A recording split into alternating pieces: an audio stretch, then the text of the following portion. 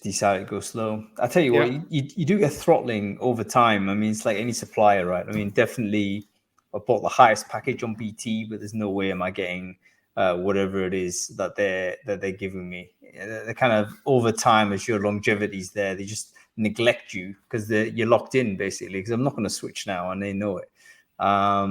So I wonder whether that's an interesting like philosophy to adapt to when you're doing things like community management, right? Like, do you inevitably neglect the most loyal people because you can rely on them? And it's the same way with voting. You know how political parties often neglect the base, so to speak, because you know what, who are they going to vote for? They're obviously going to vote for us. So you know we need to pay more attention to the marginals rather than the people at the baseline. I think customers are the same, users are the same. You know, we neglect the most loyal. Well, yeah, absolutely. We prioritize.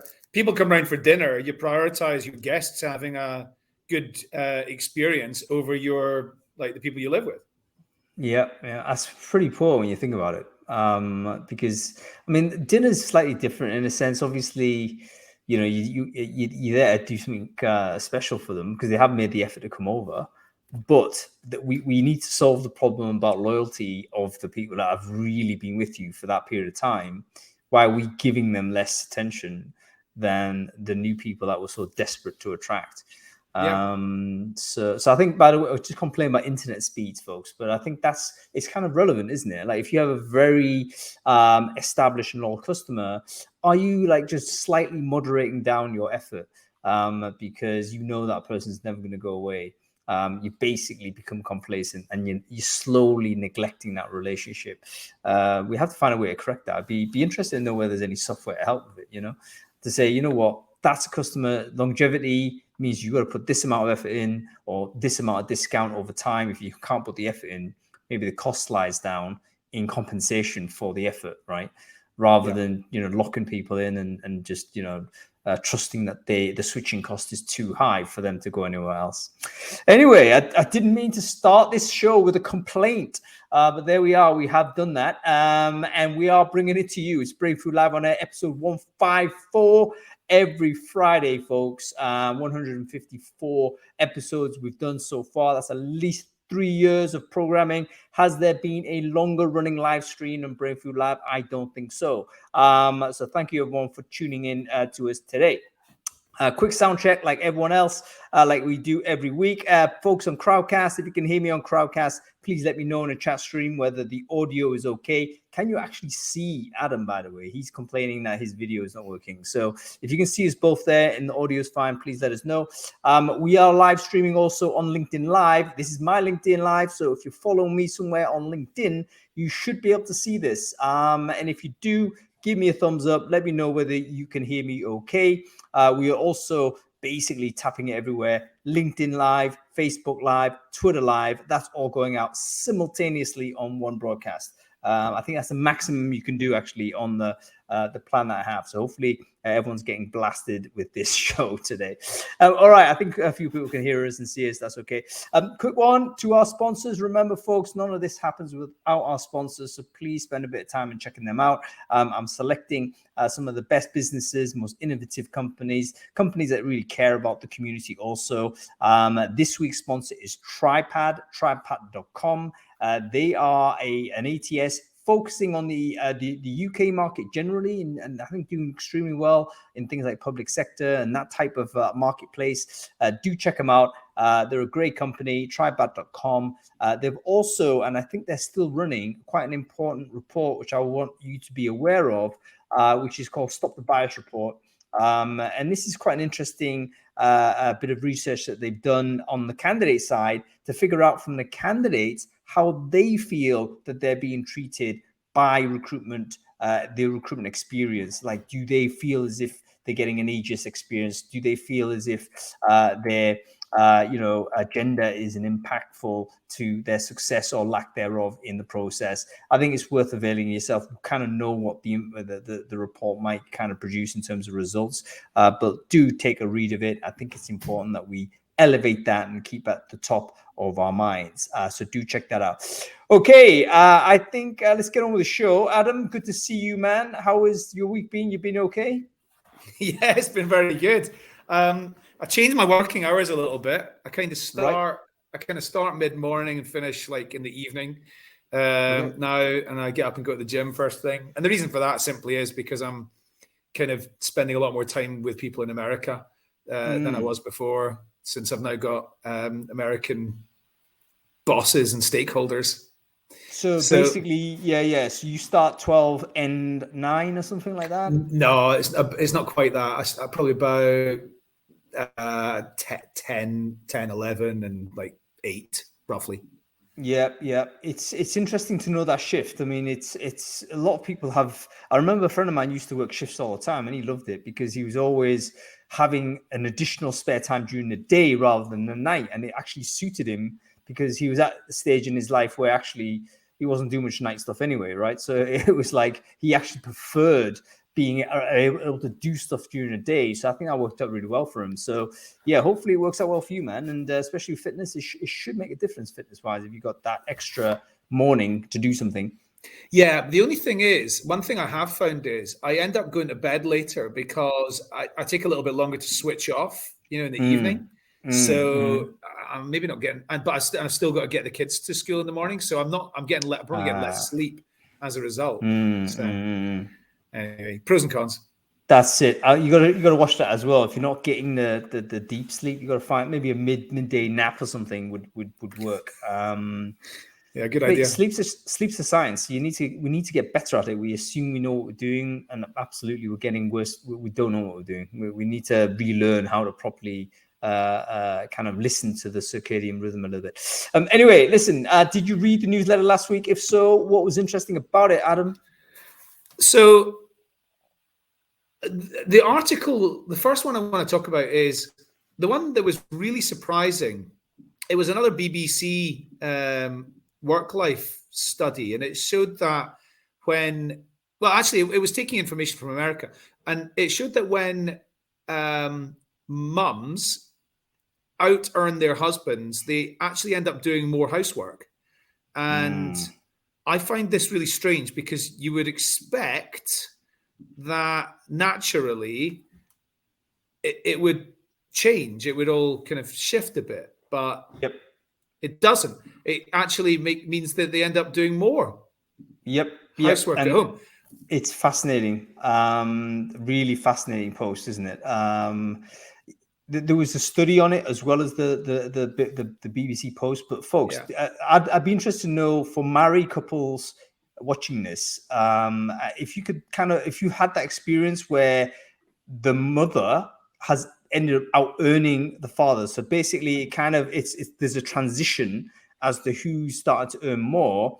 According to this research, the mother ends up doing more housework when she earns more in order to basically compensate for a feeling that she may be overemphasizing work rather than responsibilities for family. So really interesting psychology. Guilt housework, CJ, that's kind of like, I think a very accurate way of describing it is guilt housework, but the overall obviously amount of effort spent is going to be increased for the mother compared to the father. And I think that may lead to all kinds of, other reports we see in terms of additional stress levels, mental health problems happening for women at a much higher rate at a certain age. So it's a fascinating report, really hard to, as you say, Adam, counterintuitive, but I think worth diving a bit deeper into. Not true for everyone, of course, but it kind of is something that it's explicable. And the study is explicable with the theory that I think, kind of meshes a little bit with, how we might think relationships work. I want to link that to something that a question that was posed to me in a roundtable a couple of days ago, which was the whole, and it's to do with another element of Brainfood as well. So the concept of allowing people to work from anywhere, there appears to be some evidence emerging that a higher proportion of men will choose to work in the office and a higher proportion of women will choose to work from home. Now, that's interesting. This is from this roundtable I was on. There was a few people who confirmed this based on like the data they're getting from security pass, entry into the office. Even more interesting. Yeah, I love it. Yeah. Yeah. So when I think we all probably appreciate that if people are in the office, naturally they are going to get more opportunity. They're going to build more relationships. They're going to probably more likely to get promoted. Is this whole concept going to further exacerbate the gulf between the number of female managers and business leaders versus males? Is it artificially going to set us back on the diversity agenda even further? I leave it open to the audience to think about that. So please do comment on whether you think that's the case. So premise is there is a disparity between on-premise, basically proximity bias. People on-premise are likely to get promoted faster, so career track goes up. And there is a gender component, a gender variance to how people prefer on-premise versus remote. So even though maybe a slight variance, it's still there. And if that's the second premise is true, does that then lead to exacerbating a gender disparity at leadership level and obviously income levels and stuff like that? Very, very interesting. I'd love to know your thoughts on it. I asked my wife that question, and her immediate response back was, "You don't let it. Simple as that. Only if you let it do that will that happen." And I said, well, that's an idealistic response. And of course, humans are riddled with subconscious bias, and it's going to be very, very difficult to completely get rid of that. And Julia's point, it's one of the reasons why, well, Julia says the main reason why hybrid setups are tricky. I do agree with this, and it's an interesting and emerging concept because it's not the sort of thing that we had during the pandemic because nobody could work in an office. So we're still learning new things and facing new scenarios because of that damn pandemic, all the time. And some of them, life's going to be better than it was in a lot of ways before the pandemic, but there's a danger that it could be worse as well.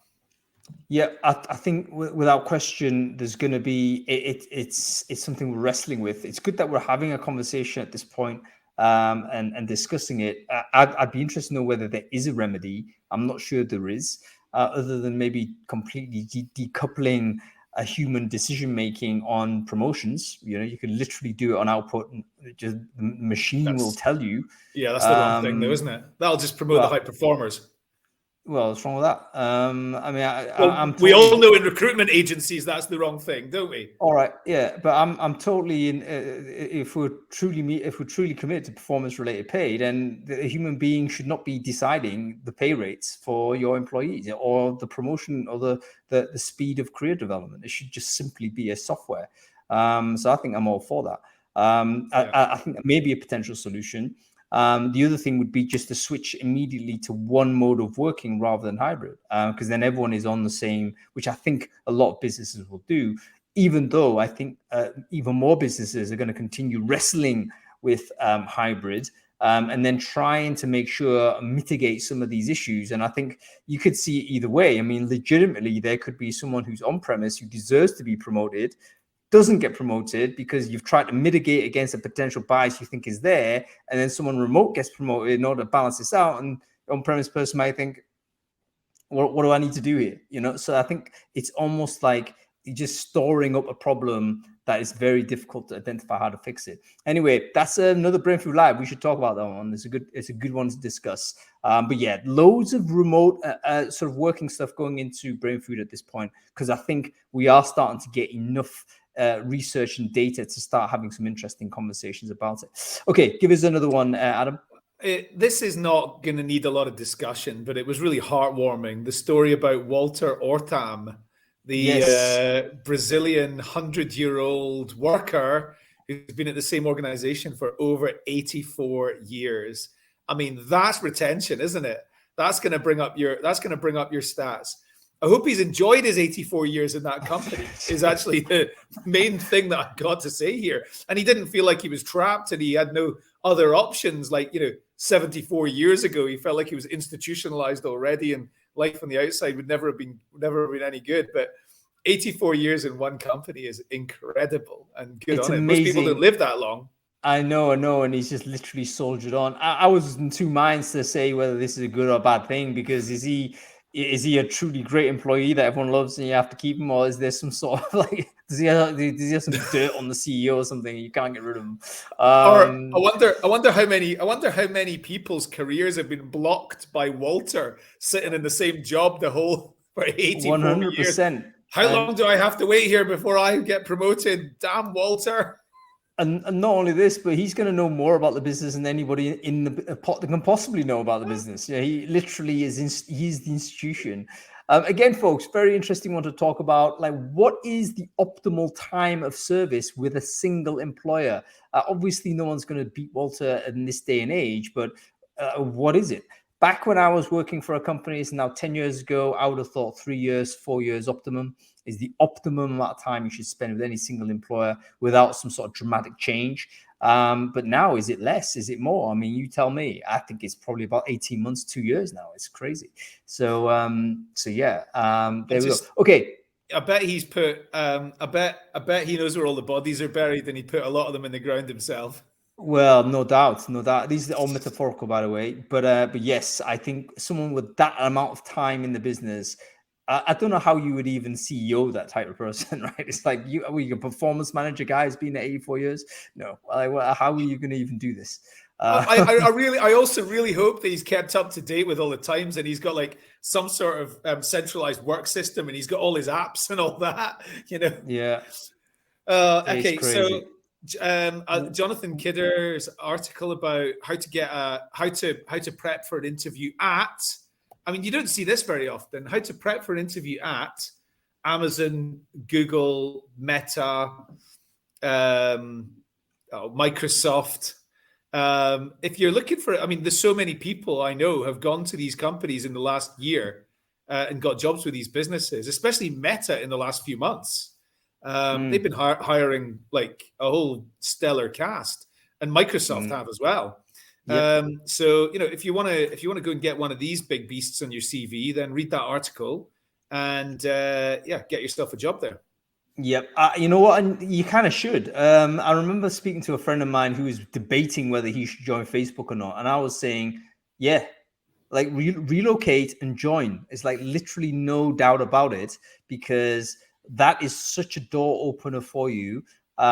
You'll be working on cool projects, interesting stuff. You'll be interacting with interesting people. Plus, even though we hate the idea of credentialism in recruiting, the bottom line is that's going to be a massive door opener for you going forward if you have it on your CV. I didn't actually know this when I was a younger person and looking at jobs. I didn't consider the brand value of the companies that ended up employing me, but it's actually one of the most significant things that is out there, which is completely unfair. I know all of this. I'm a big critic of credentialism in any case, but it is an inevitable bias that we have. And if you have a Meta or a Google or an Amazon on your CV, you're going to get at least to the interview stage. You're going to make it through some of the basic stuff, and then it's up to you to then try and convert those barriers. But you're going to skip basically a number of stages if you do have that. So it makes sense to join some of these companies if you ever get the opportunity. So yeah, unfair world, but don't make the rules. Play the game. Okay, let's talk about the topic, man.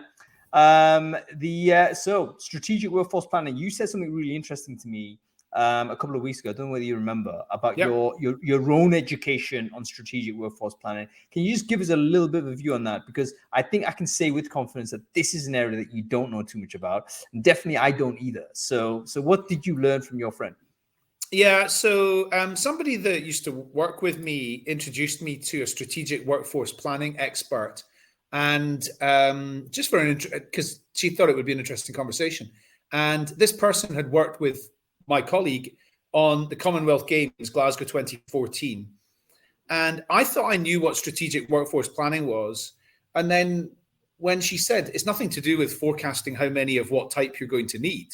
Strategic workforce planning is about, it was a lot more talent intelligence than than I had understood. So she was saying huge difference between workforce planning and strategic workforce planning, completely different thing. And she had nothing to do with workforce planning.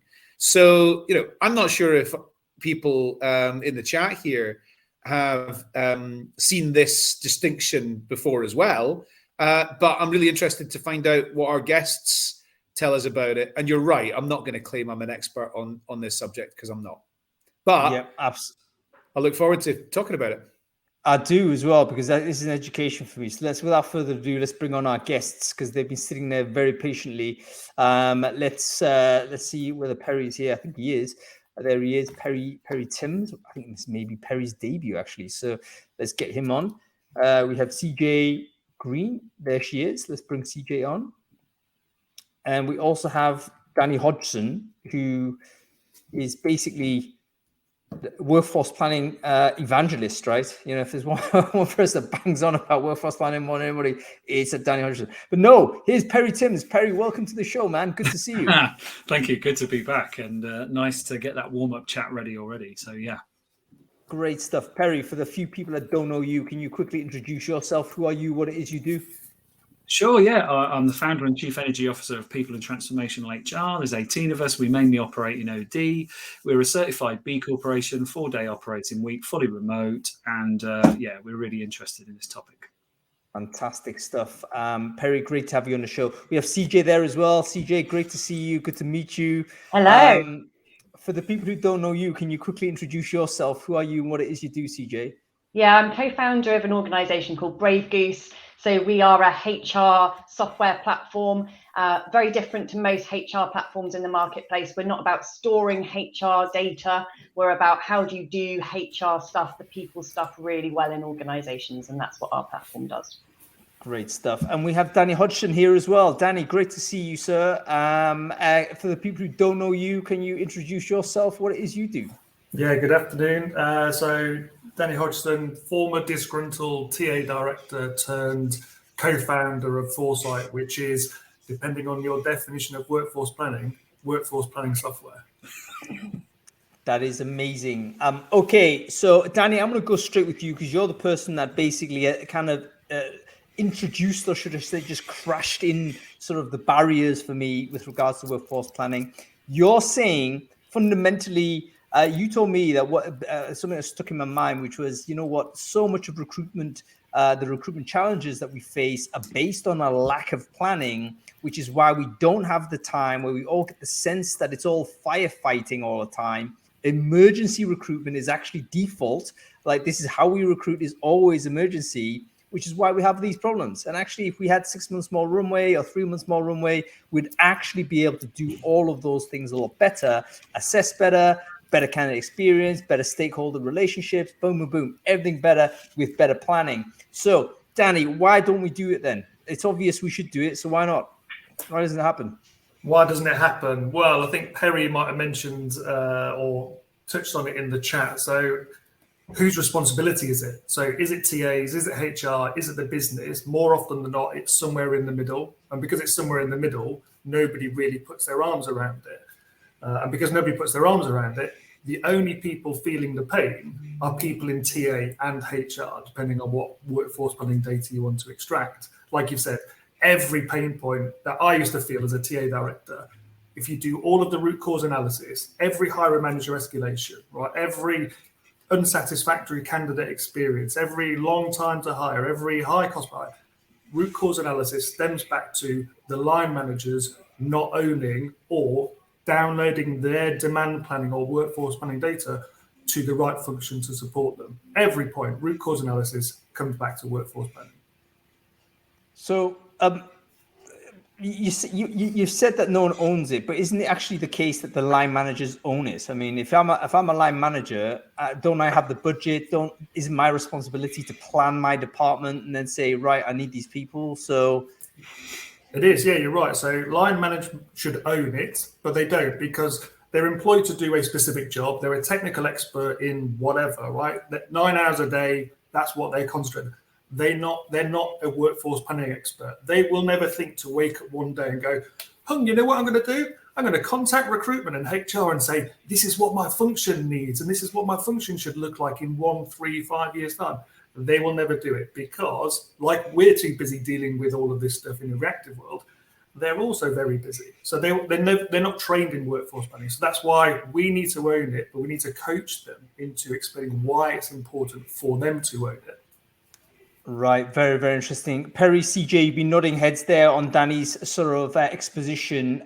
Do you agree with the analysis that basically it's fundamentally an ownership problem? It's one of those essential tasks that is just diffused across too many sort of the areas, and no one's actually owning it. And essentially what happens is the recruiting team or whoever is handling sort of the to solve the workforce issue, it basically just has to ingest all the pressure. Is that a sort of an experience that you can kind of validate through your experience in coaching and indeed working internally with these businesses? Perry, shall I go first and then you can pitch in? Totally. Yeah, so completely. Is it an ownership challenge? I think it comes with all of the people stuff that's a bit gnarly and a bit kind of challenging to deal with. It comes from a busy stuff challenge. It comes from not quite being sure what strategic workforce planning is, and that sounds pretty daunting. So actually there must be an expert somewhere that knows how to do this stuff, because I don't. And I think it's exactly as already been talked about. People have busy existences, and the moment that they need to do something is at a moment of panic rather than at the moment of, what's the strategy coming up in the future, and where is my talent sitting now, and where do I need to get it to, and how do we take baby steps to get it there. We think about this in the moment of panic, and everyone does, HR included, and that's why we get to where we get to with this stuff, I think. So I've been on both sides of the fence, both as a line manager with the responsibility to deliver a function, and then as an advisor to help line managers do it. And in both of my early career kind of ventures, that wording and that kind of philosophy came nowhere near me. It was a zero-sum budget thing. That's all it was. It's like, there's your budget for people. Just do what you do with that. And it was so crude and ineffective. Now I know it's about organizational capabilities. It sits above a level of skill and is, what does this organization need now and next at a capability level, which is an aggregation of skills, and who have we got who fits that and who haven't we got and we need to get in. And I'm seeing in the work I'm doing with clients, which is why I got so vexed about it, I wanted to kind of really raise the bar on it, HR business partners being pushed into conversations with directors, and they're trying to get something going on strategic workforce planning. And directors keep saying, just plug my gaps. Just plug my gaps, just plug my gaps. And they're going to TA, and TA is saying, what gaps? This job description, far too crude. Absolutely no future trajectory at all. It's the most underwhelming thing I've seen in a long time, and it is causing massive problems now. And I think it's been amplified during all the kind of COVID shifting. So it strikes me the short-termism is often determined by sort of the cycles that occur within a business, aren't they? Because again, going on back to my recruitment career, basically my entire year was basically a sequence of 12 months, right? Because it was a monthly target. So my only concerns were what was happening next 4 weeks, and whatever happened, next month. So what are the cycles that occur within business? It's got to be budgeting year, isn't it? Like it goes down on mainly a yearly sequence. So maybe this is something that pops into a hiring manager's mind once a year, and that's the frequency, right? So it's quite a low frequency, high importance, low frequency event. So how do we change that? Do we somehow do budgeting more regularly, or do we forget about budgeting? Like, why do we do budgets? Why we can just do we have the data already about how much we were making. Like, why is there an annual thing at all? Thoughts on this? Go on, CJ. Sorry. So I think it comes back to, the budgeting cycle is where you end up with numbers leading the business as opposed to strategy leading a business. And that's all this is. If you start with strategy and then did your budgeting kind of as a kind of embedded function within the strategy process, that is really beneficial. If you use budgeting and the output of budgeting to determine what you need to do with talent and people in your workforce, you're just reacting to kind of plugging a few spreadsheets with numbers. Now, I know budgeting is a lot more complex than that, but arguably that's what we're ending up with, is talent and getting talent and bums on seats being an output of I've presented an organization chart in my budgeting process. I told you I need those 2 extra heads, and now I go and recruit them. And that's the cycle we're in at the moment. It would seem, how do we solve the problem here, guys? I mean, because it seems to me that it's almost like, who solves it even? Like, do you know what I mean? It's like TA doesn't seem as if it has enough weight to be able to push people to do stuff. So maybe this is actually part of the stress that we have, because we're probably having that conversation, hey, can you tell us in advance what you're looking for? I think we know that's a good idea, but we don't have the weight to push that through and force a change. Hiring managers, it's a once a year thing for them, right? So they'd probably just go through it and chuck it over the fence. Who does this then? How do we move to a position where workforce planning becomes embedded in the culture of the business? Well, I think from our customers' home, we see as part of that problem, you've described that as a once a year type activity. Well, that in itself is part of the problem, because organizations, they move and they change, right? And priorities change, they win new projects. So the sweet spot for our workforce planning that our customers see is every quarter. So it's not a 2-week massive exercise once a year that they do, because as soon as they complete that exercise and the business starts to change, all of that data starts to go out of date very quickly. So what our customers start to see is, actually, why don't we do a smaller workforce planning exercise 4 times a year, which is more fluid and more agile and fits the business plans better than a once a year activity. Because again, the other part of that is a once a year activity. Again, line managers, they're not trained, they're not equipped to do a big once a year budgeting strategy plan. What does my function? They're not going to do it. But if you break that huge exercise down into very, very simple 4 times a year exercise, you're more likely to get more managers to do it and more ownership. I want to come back. Go ahead. Yeah, I was going to say, I want to come back to what Adam said earlier on, because he had 2 key words that matter: talent intelligence. So a business does nothing without customer intelligence or market intelligence, does it? Because it needs to know where to play and who to sell to and what the likely trajectory of that is. Yet we seem very content to just stumble through without talent intelligence. So I think that's where it perhaps comes from. And it is genuinely that people are so uneducated about the value of capabilities that we need and people who can deliver that. So it does come back to that. I'll give you an example, actually, Hung, that supports this. I did some work in a defense technology industry, and they had a role where they reckon there are only 300 people in the world who can do this. So they know they're going to have to recruit through the nose to get these people in. They had absolutely no future trajectory to buy somebody in who could then create an internal academy to support that with a bench. They just said, no, let's get them in, and as long as we can keep them, we'll just do that. And so they were just in this cycle of playing through the nose for these specialists, not creating capabilities. That's where it really falls down.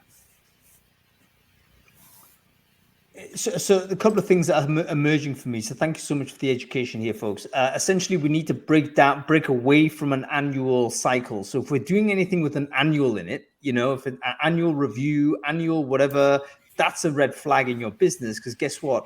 You're going to do this review, it's going to be out of date. And not only that, but the managers are not habituated to think about planning. They've already done the planning. Go ahead and fix it, TA. And that's basically something we have to argue against. So I think maybe the learnings we get from software will help us a little bit, in the sense it's a lot more sprint based. They're usually 2 weeks. Maybe 2 weeks is too much, but once every quarter seems doable. And we need to start having a conversation to say, guys, we're going to do a workforce. Do we call it workforce planning, or do we call it something once every quarter, just to sort of temp check where we're at, and then just refresh all of the information to make sure this is still a focus, this is still a target, and we're realigning where we're at. I think that seems to be one of the techniques we could use. Perry, I want to lean a little bit more on your idea of talent intelligence. How do we get more intelligent about our talent then? What do we do? Yeah, before I come in on that, the Corporate Research Forum did some research last year about strategic workforce planning. 40-something% of people said that they do some form of it, right? But 73% of them said they have no idea about the value it creates. They have absolutely zero metrics to justify why they even do it. So there's a big problem about numbers and counting. So how do we get talent intelligence? I think we do have to regularize and normalize when we have conversations about things like how are we as a function now, and how do we need to be in that sort of near future and next future, and kind of map out the skills. Now you kind of go, but what about the skills you don't know yet? Well, you can start to see what's emerging. So at some point, Facebook knew they were going to get into avatar-based metaverse production, right? So people were saying, well, nobody has that skill yet. Well, no, but you do know about some of the technologies that are starting. So they must have acquired people to even build it, because that wasn't a prescribed list on a crappy job description somewhere. They had to speculate towards that.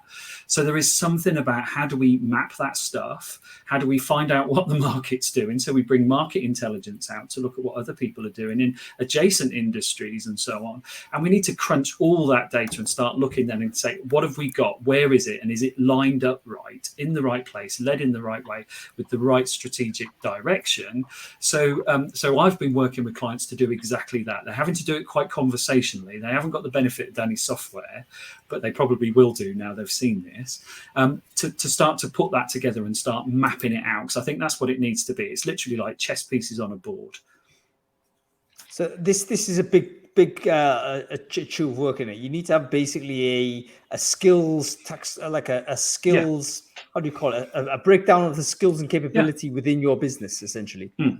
Yeah. You also need a breakdown of all the things that, the tactical stuff that needs to be delivered. So it's one thing knowing what skills you've got. It's another thing knowing what kind of you tactically need to deliver. And then what are going to be the new tactics? So, it's about kind of, if we fast forward a year from here and we've managed to deliver the plan, which of the talent, which of the talent kind of faux pas or things we got wrong, what's going to derail our strategy? And we don't do enough of that. Let's fast forward to a point in time where this, epic strategy is going to deliver. It's like an organization saying, we're going to go after a new vertical this year. Fantastic. Everyone gets excited about, we're going after a new vertical. Fast forward 12 months. They have no skill in that vertical whatsoever in the organization, and the whole strategy falls on its ass. So then people get embedded with, do you know what, every time we try and do a bit of a curveball, change direction, have a new bold strategy, it goes wrong. But it was about talent. We just don't do enough fast forward and then rewind to see where would our gaps be if this really failed. That's really interesting. It seems to me that, is this beyond TA? Is this something that TA sort of needs to build as an internal skill set to be able to do workforce planning? Or do we kind of just say, look, it's an expert thing, roll in an expert to come in and just do this for us and give us a framework or give us a tool, and then that's where we get started to work on it. I can imagine a lot of people listening to this thing, and that's all great, but I have got operational pressures right now. How am I going to possibly take on this huge project? What's your prognosis on this? What's your advice on this? I mean, do you come down one way or the other in terms of how it actually gets done? Sorry, I'm in danger of getting overexcited. Don't think about it as a project for a start. It's kind of this. You can't do talent as a project and then move on to the next thing. That's like running a business as a project. This is part of the fabric of an organization. We treat it as a project. It's going to be like any other project where we finish it and we move on to the next thing. It's got to be embedded, and it's about strategic internal partnerships. So it's not about one person driving the bus. It's about kind of everyone kind of moving in the same direction on this together and knowing how important it is. So I will stop ranting because I never shut up if I keep going. No, these rants are excellent. You keep going, CJ. Aren't they good? We need to hear more of this. The vision I'm getting is that there needs to be a leader in TA that's able to have a conversation with the senior leadership of the business and just get them to agree, look, this is the thing that we have to put more time. That needs to be a priority for us. We can't just say once every year we're going to do this. They have to be able to make the case that this is important. So how do they make the case? How do we equip HR leaders, TA leaders with the tools, the know-how, the argument to be able to make that case at that level. Thoughts on this? Open it up. Well, to continue what CJ was saying, can you imagine another professional function in an organization not working towards a plan? If you said to the CFO, go and do your job, get your function to run without a plan. The supply chain function, go and do your job without a plan. How many materials do you need versus product? You'd be laughed out of the room, right? So why is HR operating in that same fashion? Is it because it's a relatively new concept in terms of we're not operating without a workforce plan? I mean, it beggars belief that other functions would never dream of doing their job without a plan. And maybe everybody goes on about the seat at the table, yada, yada, yada. Maybe that's why we don't get that seat at the table, because we're not credible enough yet to say and push back and say, hang on a minute, we can't deliver these business objectives from a people perspective because there's no plan. I mean, it's as simple as that, isn't it? Just to back that up, Danny, I've had clients who've come to me where the business thinks they have a strategic workforce plan, but they don't. They just have a slightly glorified org chart with a little bit of succession. That's all they have. So I think there's a challenge here for us to show people what the hemorrhage is of not having a strategic workforce plan, what we're losing out on. Some people can't even tell you, if they lose a key figure, what the actual on cost of that is, i.e. the recruitment cost and the capability cost to get them back up to that level.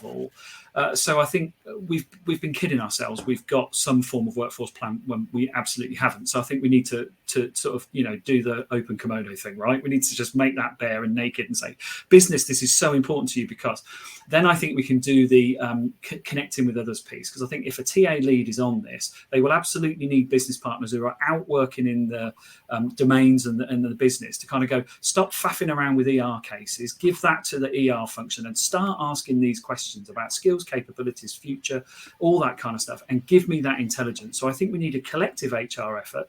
TA could spearhead it, absolutely, because they need to stop the roundabout on this constant attrition thing, which is demoralizing and killing businesses and choking innovation. CJ, the audience demands that you say something.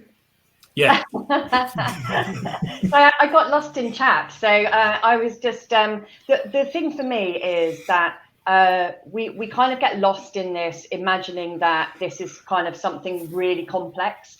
And actually, we've done ourselves a disservice by calling it strategic workforce planning, because most people are thinking WTF. And unless you're in it, you're thinking, I don't know what that is. And people who are busy running businesses just need to understand, what's the simple thing I can do tomorrow to make this a little bit easier for my organization. And the simple thing you do tomorrow is recognize that the reason people get hung up on yearly budget cycles is because that's what gets proactively discussed and managed in organizations. So anytime someone comes into a review, you're talking about, where's your strategy, and have you kind of looked backwards and decided what talent you would need to fulfill that strategy? It's about having kind of regular conversation about it. We all know that's what brings things to life. And I would love to say something far more intelligent and more Jedi-like, but it's as simple as that, bluntly. No, I totally get it. There's a need to simplify it, and we have to resist jargonization, so to speak, and create it into something that is intimidating for the managers to have to learn. And like they need to understand. We need to be accessible to them, and give them something that they can work with. What does a workforce plan look like? Is it just a massive spreadsheet? Bloody I hope not, actually. No, exactly that. No, I think there's something about how we present it that's actually, again, something that might need to be seriously looked at, because I can't imagine anybody getting excited about something like that. Just saying, look, here's a spreadsheet with a load of capabilities that have got some percentage ranking. People look at it and go, and? So this is where I think it needs to be visual. It needs to be a map. It needs to have much more powerfully alluring things for people to go, that's what you mean by mapping capabilities to the value chain and the consequence of what that can deliver for us if we've got that lined up. So HR strategies and people strategies generally are a bit too dull in my liking. They need to excite the shit out of people. And I think a strategic workforce plan ought to do the same, because then I think the board are going to be a bit more interested in it, because I think it captures the essence of human endeavour, that they don't have any other format that does that. Do the business trust the report that they get from us though? I mean, if you're giving numbers like, hey, well, we've got like 80% capability on this, wouldn't a CEO think like, did you get that number? Like, did you just make that up? Like, how do we evidentialize this? How do we generate it in such a way that it is actually, we can stand on it and say, look, we think this is inaccurate, and here's the evidence for it. Having been a chief people officer and then a CEO, I can categorically tell you a lot of people related numbers are made up, and it's not helpful. And I think if we got better with data, it would be much more helpful to our organizations. But you can't expect HR to just pull data from nowhere. It's got to come from the organization. So that's where these internal partnerships are so useful, because otherwise you're not having the conversations about, is this data accurate that's feeding into our strategy? You just get lost. Can we just imagine a scenario then? So I'm speaking to a line manager. I need some information or data from that person. That manager is going to know the skills or capability of the department, I would hope. How is that person going to give me the information in such a format that I can go and use it in some way to say, look, this is our assessment of where we're at and where we need to be? Do we need to create some sort of questionnaire or something? Like, how do we get this information? I think Danny should plug his software here. Pause. I'm biting my tongue, but so Hung, you described it exactly there. So when you're having that conversation, so one, why can't we get that information? The first reason is there are thousands of line managers, very few of us in HR. So use technology to have those conversations en masse, because our time is better spent looking at the data rather than collecting it. The second point, how do you walk that person through? You could use a survey type interface, right? I'm not going to plug my software, to walk them through very, very simple questions, right? Don't call it a workforce planning exercise, right? Don't call it that. It'll turn them off. Like Perry said, you need to excite the shit out of them. Tell them what's in it for them. Make it real in terms of, tell us this information, Mr. or Mrs. Line Manager, and we will be able to make your team fuller for longer, which means more productivity, which means more revenue, which means more bonus, right? They're going to think, shit, I'm going to do this. There's something in it for me there. And then walk them through a very simple exercise, but only en masse. When all of that data aggregates through, the people in HR can then go, right, there we go. There's our hiring plan. There's our succession gaps. There's our capability list. There's our flight risks. It's no more complicated than that, than having thousands of conversations, but use a machine to do it for you. Yep. So and you just can't to add to that. Go ahead. I was going to say, just to add to that, because I didn't have Danny's software in my mind when I had a client work recently, I just created a canvas with question prompts and capture mechanisms, but linked inextricably to the value that they are trying to create through the people they've got. And if they can't point to the value that those people are trying to create, they've got some serious questions about what that role is. Is it a bullshit job then? Or is it actually adding value to what you do? So it actually helps them with a little bit of org design thinking as well when you do this right. So this is all great, by the way, but I want to dive a little bit more granular, even if it does mean taking a little bit more of a look at an interface. So what you're asking questions about skills. How open or close is that question, guys? I mean, is it a case of what skills you need in your role, or do you say, how do you ask the question in such a way, I guess, that it can be collected and then use that scale, as Danny says? I mean, what is the phrasing we need to use? What's the interface? And I've got a supplementary question to that one, which is, I'd really love CJ to explain about the job descriptions should be dead, and in which case, how do we deal with the legal aspects of firing people for not meeting what they're meant to be doing, for example? All right, that's a great question. We'll definitely lean on it, CJ. But let's deal with the first one. What is the question? What questions enable us to collect the information from the hiring manager? Danny, just give us some examples of questions that would work here. Well, this would then come down to the capability of the person you're asking, right? And in 99% of organizations, the line manager doesn't have the capability to break down the skills of what makes a job, right?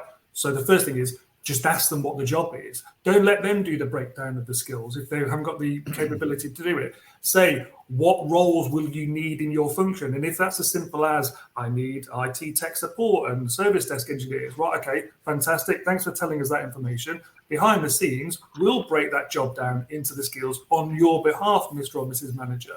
Because again, these people out there in the field, they're experts at their job. Let's not try and over-engineer it. Let's just get what information we can. And then behind the scenes, we'll break down those job descriptions into what those skills are needed to do that. So that's what I would say is, first of all, think about the capability of your line managers. 99% of the time, they won't have the ability to do that. So keep it simple. That's actually really important. Like the line manager might know, quote unquote, implicitly, but they don't know explicitly because this is not an exercise they've been trained to do. And this is actually not what they should be doing. They should be managing the function, not just doing all this analytical stuff. So you just take it off them. And then I guess the skill, I guess, for TA or is to be able to identify a tool or a framework or a support business, that's a service business that's going to help you break down a job description into the raw skills that can support this. And there's been some interesting work doing this, isn't there? There's companies and organizations doing skills taxonomy stuff. I think Nesta is an organization in the UK, isn't it, that are trying to say, right, we're going to break down every job that we know into a bunch of skills and then map them around. LinkedIn, don't they? Surely LinkedIn has something. Like, is there a usable tool that we can just dive into and experiment with here, or do we need to go spend millions to get some software? I don't think we need to, other than Danny's software, obviously, but I don't think we need to necessarily purchase something off the shelf and go, that's how we do it. I think it starts to build up from, and actually people in their roles, right? They've got a lot to offer here because they're doing it all the time. So they can map out what skills and capabilities they think they've got when given the right circumstance. So you can literally build it from all the way through. It's how you capture it and how you can then interpret, leverage, and put a value and a weighting to that. I'm still really sick of the hate evaluation criteria being some Kentucky Fried Chicken recipe secret that they put a market value on something. It's like, how are you working that out? I'm not going to tell you. But how do I know it's valid then? I've had so many sticky instances around that. It's like, let's have something open source where we can give people the chance to understand their value based on things like skills and competencies and so on and so forth. So we're having discussions, aren't we, at the moment about should we advertise pay rates in job ads? Yes, I think we should. But there's also something in there which is like, how do people really know what they're worth unless they do that sort of thing? There is no tool to help them calculate. So because there isn't, we kind of have to get into conversations within organizations that they understand the value that capabilities have right through the line. And we in HR and TA can aggregate that. We can use that data. When people say, I've got this new role coming up, we can use that to pull from, but we can also go, what's the new skills that we haven't got anything on, and how do we get some kind of value onto those? So we have got to almost like re-database this stuff, I think. So it's kind of like, tell me a bit more about the weighting side of it, Perry. What do you mean by weighting? So you can have somebody who works in a law firm who's incredibly specialist in a piece of maritime law or something. So they've had to study and get all sorts of capabilities right, because when you next get a maritime client in, they're going to go in there and they've got lots and lots of money. And they might be subject to being poached. Because of the nature of that complexity of the law that they know intimately, right? So there's a weighting to that. They don't just know the law, they know the law in a very specific context. So therefore, they're the sort of person you can think there's more weight to that role because of its uniqueness and what they've had to craft to get there than somebody who's just come in and knows a little bit about tort. Do you see what I mean? There's something about the weighting in the demand and the complexity and the impact it has on the value you can create. That's what I mean by that. Can you create that yourself, or is there as Michael says, some sort of like open source thing like floating out on the internet we could just grab and use, or is this like going to take like a huge amount of work for us to figure out weighting for the roles that we have?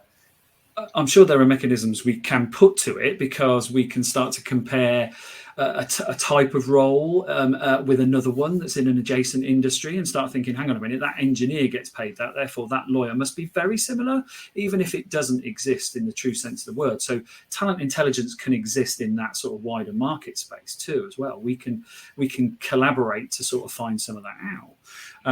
But we're not yet in a state where everything's commoditized to that point, right? So there is no real index where we can go to. I think we're close, aren't we? I mean, it seems to me that this is emerging, and it's also one of these things that will kind of be eased by the datafication of the organization, so to speak, because the shift to remote obviously digitizes a lot of work. We're going to get a much deeper understanding as to what people do simply because we have to do it, a great deal of it via digital means. And by the way, that also includes stuff where people are doing physical work. You know, people are getting tracked in terms of their location, they're wearing stuff, wearables, all this type of stuff will help us understand what is actually involved in the job, much more than it was in the analog era. And from there, we might be able to start being super intelligent about how, how to use some of this data that's being generated ambiently by the workforce, because the difference between this ambient data is basically it's revealed behavior rather than reported behavior, which may actually be two different things. And in fact, they're almost inherently two different things. So I guess there's a technological journey we need to go on in order to get there, but we don't have time to wait for the future, folks. So if there's HRDs and TA leaders listening right now and they're wondering, oh my goodness, how do I get my TA? How do I get my business into more of a workforce planning mindset? How do we do that? Can we go round the room here a little bit and just give one piece of advice, practical advice that they can use to help nudge the marble forward a little bit for them? Perry, let's go to you first. Okay, I think it comes back to mapping your capabilities to your value chain. Get somebody to do that exercise at that high level, and then everything should trickle down from that because other people can map skill sets to that. So value chain, capabilities, start there. What do you mean value chain, Perry? Just expand so that. So the flow of value through your company, from how you prospect to how you get leads in to how you manufacture or deliver your service, just the whole value chain end to end, everything you do that creates value somewhere along the line. Yep. Okay, great. CJ, do you want to say something practical advice to a TA or HR leader? Yeah, so I would be saying you need to sit down with the business strategy in front of you, and you need to intimately know what your organization is trying to achieve in terms of targets and kind of growth in the next period. And then you need to have conversations in your workforces about the skills you've got. And I'm not just talking about the skills in the roles, just skills generally. I might be a doctor and I'm working as a cleaner. So what are the skills you've got and what are the skills you need? And keep it as simple as possible for those early conversations, because that's how you get traction. It's the micro goals around talent strategy that will make the biggest difference. Yeah, very good. And Danny, go to you finally. Like, what is a practical thing they can do in order to move this conversation forward internally? For TA and HR, maybe start talking more business language. So a quick tip would be work out the cost of re-recruiting, retraining and re-onboarding one individual in your organization. Just work out the cost for one, then multiply that by how many hires you make a year, and take that number, because it will be in the millions and millions of pounds, to the CEO, and nothing will get it on the radar quicker than that. Yeah, so I'll sell the pain. I love it, man. Sell the pain. Go ahead, Adam. I've got one too, as the non-expert on this subject, and mine is, before you take that number to the CEO, make sure that you get your bonus aligned with whatever that number is going to be. That's actually really smart thinking. 100% get that, because often, like HR and TA leaders, they put these huge figures on their CVs, don't they? So I saved this amount of money from agency reduction. So nothing will trump that figure that Adam just said, in terms of you take 10% of that, right, and get your bonus linked to that, you'll be a millionaire. A quick one. I want to go dive into this idea of linking it to the hiring manager, but I've totally forgot to do one thing, which I'm going to do now. For every time we do this show, we want to do is make sure that Brainfood Live is not the blocker for a continuation of this conversation. So if you're interested in workforce planning, this is a topic that you're keen on. I see that more or less everyone who signed up to this is still watching it. So now is the time to make sure you're connected with everyone else who's participating in this conversation. So take a moment, get your LinkedIn profile and share it in the chat stream like Michael has done there, and just connect with everyone else who is sharing that LinkedIn. Do that on LinkedIn itself, by the way. Share it in the comments. Do it on Facebook also. We're going to try and just basically make sure we're more heavily networked and networked around the topic that you're interested in. So no, this is not about employer branding. This is not about sourcing. This is about strategic workforce planning. If this is something you care about, make sure you're connected with other people that also care about this. And then please continue the conversation with those people because there's no reason why Brainfood Live should start the conversation and then have to finish it because, we run out of time. So go ahead and spend a minute or two doing that. I want to leave you with a final point. How do we align it to line managers' incentives? How do we make sure, or how do we kind of create incentives for the line manager to really want to help us with this, and appeals to their better nature, I think is, something obviously we should do, but that's generally ineffective. So what can we do to incentivize them to do better? I don't think they don't need any incentive, do they? I mean, them and their team are going to perform higher if they nail this subject. Well, what more incentive is there from that? Well, but I don't think they've made that connection, Adam. Right, there you go. It's that what you've just said there, Adam, is a 100% common sense, but managers, they've not made that connection. Make it easy. I've just been reading a really interesting book on influence. And actually, because of the way our brains function, we go to the path of least resistance all the time. We don't spend enough time in organizations making everything as easy as possible to do great stuff and great work and have great customers. And that's where we need to spend time and attention. Make it easy. Yeah. Final thoughts to you, Perry. How do we incentivize line managers to really align with this idea? Theoretically, I think everyone's let's do more planning, but it never happens. Yeah, so totally. Obviously the incentives aren't aligned. So how do we do that? Well, the idea is you're a team leader, aren't you? But what we've done is we've stacked managers' jobs with too many projects and tasks, so they don't lead the team. So I think there's something where we need to create a little separation, I think, from that and say, right, there's your task, but you've got to look after your people, and this is a crucial part of it. So I think actually there's something we can do systematically now to make sure that's the case, because they're too stacked. The people stuff gets forgotten about. So let's ramp that back up by saying that's what you're going to be measured on. That's really interesting, and that leads to kind of the world where we're at now. Basically, if we shift to remote, surely that means more software is going to help the managers do the management, so to speak, and in fact, they can then do the people stuff more. So theoretically, this is what we need to do. We need to actually resist giving managers more work, because this is a piece that they've neglected, and we need to do it that way. Okay, that's about it, folks. Thank you so much, everyone, for watching. Thank you, Perry Timms, for joining us. Great to have you on the show. CJ, you've been an absolute star. Thank you so much for your a hugely insightful commentary. Danny Hodgson, please get better lighting next time. But Mysterious. Always great value to get your contributions as well. Sort of telling it as it is as usual. Thank you so much for your contribution, everybody.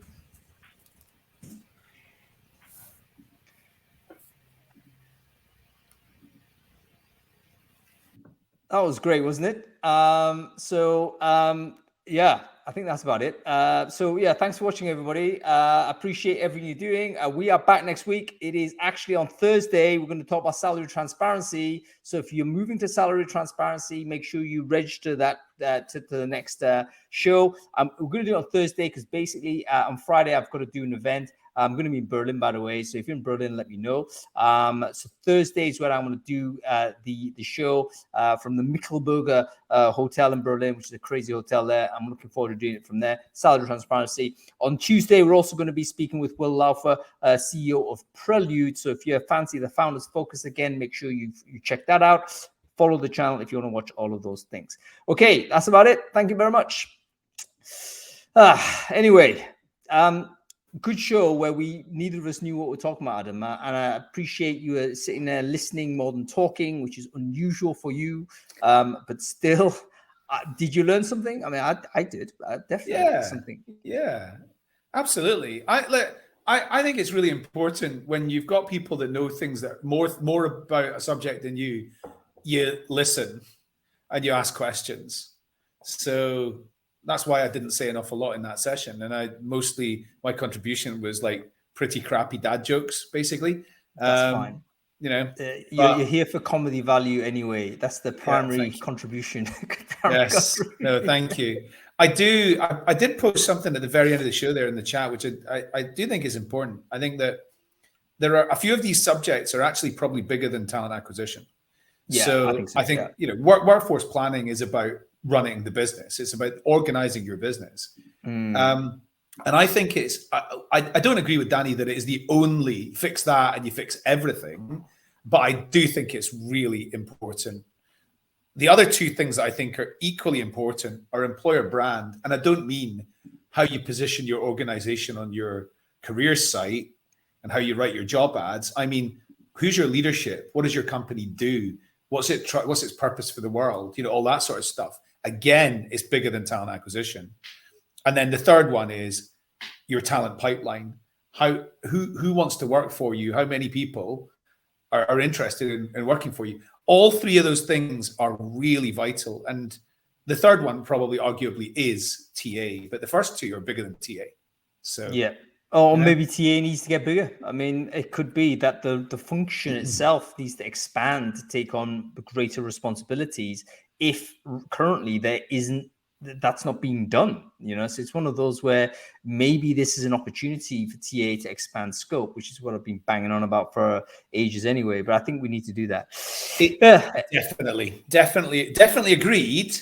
The only thing is, I would say, and I have said it on this show, I would say that the thing that should lead all of this is employer brand. And again, I don't mean employer brand in terms of how are we going to describe our company and what's our EVP. I mean, how are we going to make sure that our organization is successful through people? And I think everything in HR should, I've said this before, it's quite controversial. Everything in HR should report into employer brand, in my opinion. That should be the absolute top of the apex for HR. I'm pleased to see your commitment to the idea, Adam. You keep pounding that drum, mate. Anyway, another 3 years' time, I'll still be saying the same thing, and I'll still be getting criticized for it. Oh, by the way, aren't you in Seville next week? You are, aren't you? Won't be on the show next week. I'll be in Seville. I have during this, or about 5 minutes before this show, I got on my. Let me hang on a second. Let's do this together. So right, I don't know if you can see that, but let's go my UEFA account. I haven't looked at this yet. Tickets, come on. Cancelled, rescinded. Hang on. Yes, look, I've got my ticket. That's great. Yes. After the amount of money I've spent on getting there and staying there. That's the high risk, isn't it? Because no one's going to comp you back. You just have to throw the money at it, and then if you're going to go, just go to a bar someplace. If you didn't have the chance of the ticket, how many is the Mestalla Stadium? 60,000, isn't it? In the Mestalla? No, it's 40,000. Why would you 40, have such a big game in such a mid-sized football stadium? There must have been at least 30 80,000 seater stadiums in Europe they could have done this in. Why a 40,000 seater stadium? It doesn't make any sense to me. Because it's a B-rate competition, Adam. You know what I mean? It didn't expect that many clubs to be interested. The demand for tickets for this game has been bigger than the Champions League final. Is that right? I can actually believe it. According to a friend of mine who I'm going to this game with, who works for Arsenal, he's got tickets from Just Eat, he's got tickets from EA, he's got tickets from all sorts. To make sure that me and my pals are getting to go. And he said that he's heard from UEFA that there's been more demand for tickets for this than the Champions League final. Well, a lot of it is dependent, obviously, on the commitment to the fans. And there's was it you and Eintracht Frankfurt or something, isn't it? So it's it should be interesting. All right, listen, that's it. Good luck with that. Enjoy the trip. Have a good one, mate. Take it easy. You too. Bye.